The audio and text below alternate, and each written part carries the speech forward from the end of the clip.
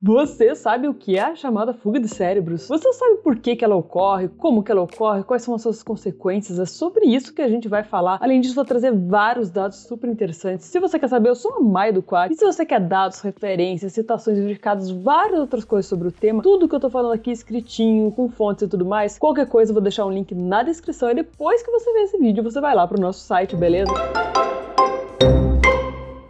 Pra gente começar, afinal, o que é a chamada fuga de cérebros?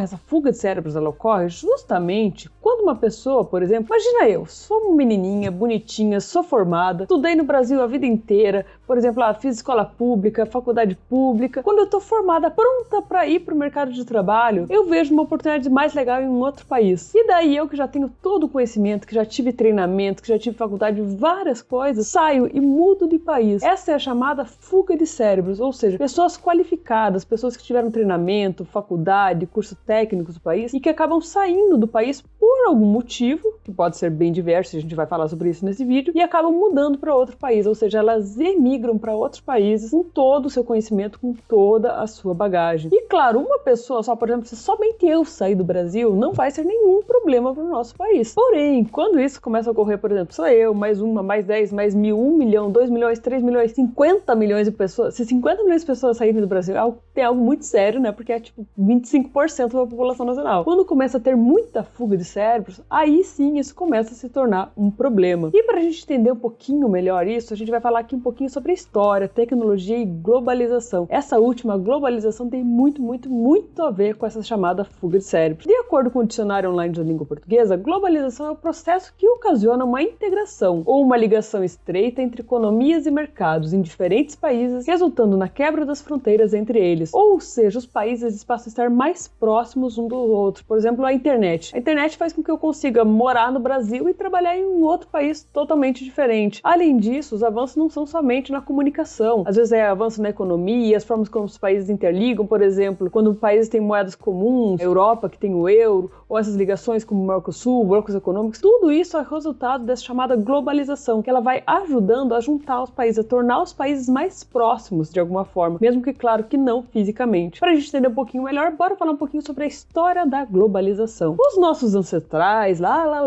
bem antigamente, nossos amiguinhos nem sabiam da existência de outros continentes. Por exemplo, o carinha lá da pedra lá que tá preocupado em deixar um registrinho de pedra na caverna para outro aleatório, achar milhões de anos depois e falar, nossa, um registro de pedra na caverna. Esse carinha nem imaginava que podiam ter continentes, o tamanho do mundo, eles não tinham nem noção do tamanho do nosso mundo. E com o passar do tempo, a tecnologia foi evoluindo, as pessoas foram saindo um pouquinho da caverninha delas, foram se ligando mais, e um marco bem importante para essa história da globalização foram as chamadas grandes navegações. Por exemplo, foi através das grandes navegações, lá mais ou menos no século XV, 16, que os europeus chegaram até o Brasil, ou seja, já se estabeleceu uma ponte entre continentes totalmente diversos. Isso não quer dizer que outros países não tenham feito nenhuma relação entre eles antes disso, né, gente? Pelo amor de Deus. Mas assim, essa foi um marco bem grande, porque começa a ter essa ligação mais grande entre continentes, ou seja, uma espécie de início da globalização. Porém, isso só foi bombar mesmo quando houve a primeira onda da globalização. E fiquem atentos, porque depois eu vou explicar como que isso tudo se relaciona com a fuga de cérebros, beleza? Somente durante o século XIX que ocorreu essa tal primeira onda, mais ou menos ali próximo da Primeira Guerra Mundial, mais ou menos 1914, começou a ter a primeira Revolução Industrial. Essa primeira Revolução Industrial, ela foi muito marcada pelo transporte a vapor, por exemplo, de navios, de trens e assim por diante. Além disso, a primeira Revolução Industrial, ela também trouxe algo muito interessante. Ela criou bens que eram necessidade de vários países em todo o mundo, como por exemplo, ferro, produtos têxteis, bens manufaturados, ou seja, isso começou a gerar uma necessidade dos países interagirem entre eles. Porém, isso só foi se acelerar mesmo com a segunda onda da globalização. Entre a Primeira e a Segunda Guerra Mundial, mais ou menos ali entre 1914 e 1945, estava muito conturbado e tudo. O cenário para a globalização não estava muito bacaninha, né? Porque os países estavam meio brigando, tava aquelas tretinhas, recessão econômica, enfim. Mas depois tudo isso deu uma baixada na bola, houve uma nova aceleração da globalização, liderada pelos Estados Unidos e se aproveitando de coisas que foram desenvolvidas durante a segunda Revolução Industrial, ou seja, mais ou menos entre 1850 e 1945, até o final da Segunda Guerra, foram desenvolvidas coisas como, por exemplo, carros, aviões, e isso ajudou, principalmente a partir de 1989, a globalização começou a tomar uma forma muito, muito maior. Por exemplo, carros e aviões tornam a ligação entre países muito, muito mais forte. Além disso, claro, vários outros bens começam a ser desenvolvidos. Não é mais só o ferro, só o bem manufaturado. E os países começam a demandar mais um do outro. Até para um conseguir acompanhar o ritmo de crescimento de outro, né? Você acaba tendo que comprar ali um do outro, enfim, fazer negociações, trocas e tudo mais. E pra gente chegar no cenário que a gente tem hoje, onde ocorre uma fuga de cérebros muito grande entre vários e vários países, chegou a terceira onda da globalização. A terceira onda da globalização, ela começou mais ou menos ali junto com a terceira Revolução Industrial, em 1950, quando surge a internet. Foi um marco muito grande na globalização, porque ela estreitou de vez os laços entre os países. É como se os países estivessem ligados em tempo real um ao outro. Então a comunicação foi muito mais facilitada, a economia, a forma como as pessoas se falam, e tudo isso ajudou a aumentar a fuga de cérebros. Por quê? Quando se torna mais fácil de você entender um outro país e você falar com outro país, por exemplo, eu posso estar aqui, eu posso estar trabalhando, como já trabalhei em outros momentos, com países de todo mundo. Às vezes com os Estados Unidos, estou aqui, estou falando com a Europa, ao mesmo tempo os países lá europeus estão falando entre eles, enfim, e tudo isso ajuda a acelerar a fuga de cérebros. Enquanto eu estou aqui morando no Brasil e trabalhando para outro país, isso não é uma fuga de cérebro, porque eu moro no país, eu pago meus impostos para o Brasil e eu continuo trabalhando aqui. Porém, a partir do momento em que eu vejo, poxa, tem uma oportunidade mais legal lá na Europa, me mandaram aqui. Às vezes, por exemplo, LinkedIn hoje em dia está muito forte. O recrutador, ele nota o perfil legal, ele tem uma vaga legal para você aqui na Europa. Você quer se mudar para cá? A gente te ajuda a se mudar. E isso, nesse momento, a partir do momento, por exemplo, eu me mudei de país, aí ocorreu a fuga de cérebros. Que eu e todo o meu conhecimento acabamos indo para outro país. Mas afinal, por que ocorre essa fuga de cérebros? A gente vai falar aqui um pouquinho mais especificamente sobre o Brasil, mas é importante entender que a fuga de cérebros ela ocorre por motivos diversos, e contexto, história, geografia, tudo isso influencia muito. Por exemplo, se a gente falar lá de Rússia e Ucrânia, claro que está havendo uma fuga de cérebros. Nos dois países eu conheço, inclusive, russos que saíram da Rússia, que estão em outros países, porque também para eles ficou insustentável trabalhar dentro da Rússia. Ao mesmo tempo, os ucranianos, quantos que migraram do seu país por causa da guerra? E quantas dessas pessoas que já tinham uma ampla bagagem de conhecimento? Ou, por exemplo, nós vemos hoje chegando no Brasil direto, nos aeroportos, afegãos, e muitas vezes a gente acha, é o imigrante, mas são pessoas, muitas que têm conhecimento, pessoas que são médicos, são doutores, são engenheiros, são pessoas que tiveram uma ampla gama de estudo nos países de origem e acabaram imigrando para o Brasil. Porém,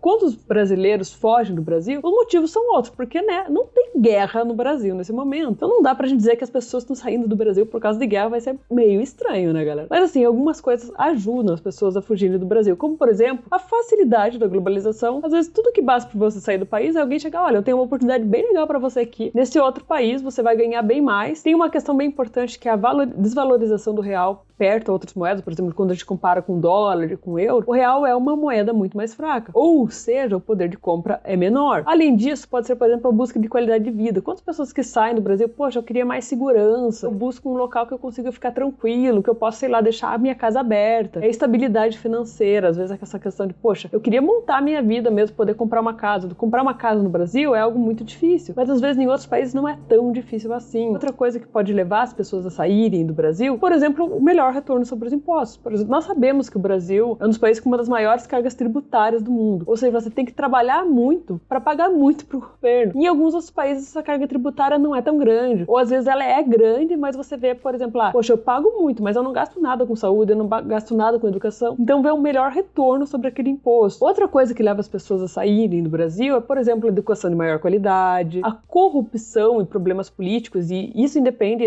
esse vídeo não é político, galera, então tanto faz quem tiver, enfim, às vezes até o teu posicionamento político pode te influenciar a sair em um ou em outro momento também, por exemplo. Porém, as pessoas saírem simplesmente por sair não é o problema. O problema é a consequência dessa fuga, principalmente quando ela ocorre em massa. Algumas das consequências da fuga de cérebros no Brasil são, por exemplo, a estagnação econômica. Ou seja, se as pessoas capacitadas, pessoas que estudaram, que treinaram, que aprenderam aqui, começam a sair do Brasil, começa a haver uma certa estagnação econômica, porque o país não consegue mais investir, por exemplo, tanto em inovação. Na área de tecnologia já se fala até do chamado apagão tecnológico, que prevê que vai acontecer, sei lá quando, o apagão tecnológico no Brasil. Esse apagão tecnológico que a galera fala é, por exemplo, que não vai ter programador suficiente para trabalhar no Brasil. E isso já está ocorrendo, galera. Conheço pessoas que trabalham em empresas grandes governos, eles dizem, olha, a gente não consegue nem cobrir as ofertas que fazem para os nossos desenvolvedores, porque as empresas chegam lá dos Estados Unidos, da Europa e falam, eu pago o dobro, pago o triplo do que você recebe hoje, 30, 40, 50 mil reais. E aí, claro que a pessoa vai mudar de emprego, né? É difícil a pessoa continuar naquele emprego. Muitos continuam trabalhando no Brasil, para essas empresas, porém muitos acabam com o tempo até, às vezes não é diretamente no momento da proposta, acabam saindo. Outra coisa que pode ocorrer é, por exemplo, o baixo crescimento econômico. O país vai ficar realmente estagnado, porque se é um país que não investe em inovação, em ciência, em tecnologia, com o tempo a tendência é que o país fique estagnado. E isso gera um outro problema, que é a baixa competitividade com relação a outros países que já são bem estabelecidos. Além disso, um outro problema é, por exemplo, o mau emprego dos recursos. O que acontece? Quando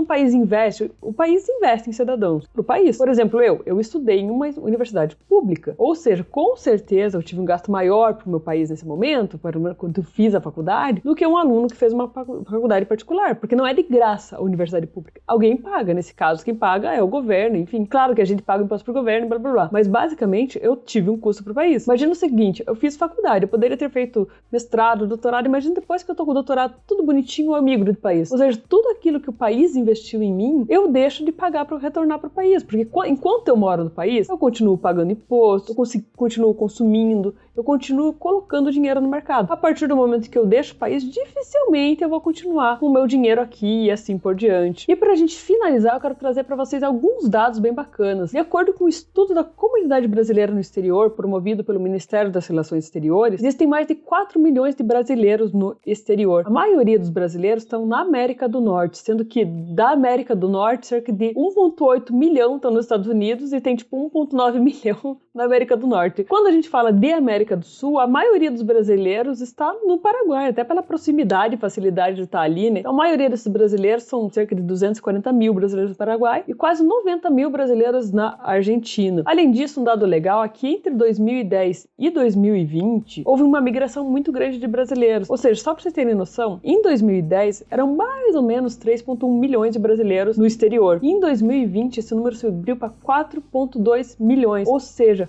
quase 1 milhão de brasileiros a mais que saíram do país entre 2010 e 2020. E com isso eu concluo esse vídeo. Se você quer referências, citações, muitos outros materiais, várias outras coisas que eu nem citei nesse vídeo, tem no nosso site, eu vou deixar o link para ele na descrição. E se você quer ver um outro vídeo bem legal, continua comigo, é só clicar nesse vídeo que tá aí na tua tela, tá certo? Obrigada, gente!